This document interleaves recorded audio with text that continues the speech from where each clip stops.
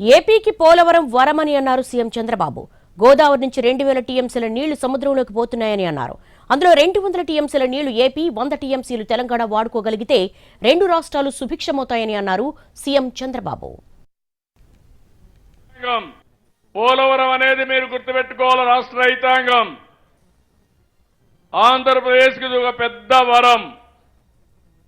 గోదావరిలో ఈ రోజు నీళ్లు 2000 టీఎంసీ సముద్రంలోకి పోతున్నాయి. ఇది ఒక్కరోజు కాదు, 100 సంవత్సరాల చరిత్ర. సరాసరిన 2000 టీఎంసీ నీళ్లు సముద్రంలోకి పోతున్నాయి.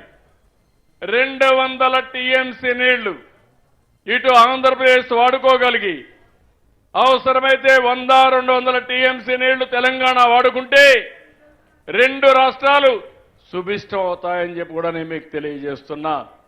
నేను ఇక్కడ వాడేది వరద జలాలు, సముద్రంలోకి పోయే నీళ్లు, ఎవరు వాడని నీళ్లు మనం వాడుకునే అవకాశం ఉంటుంది. పైన తెలంగాణ ఉంది, వాళ్ళు కూడా వాడుకుంటే ఎవరికీ నష్టం లేదు. ఇది అందరికీ మంచిదని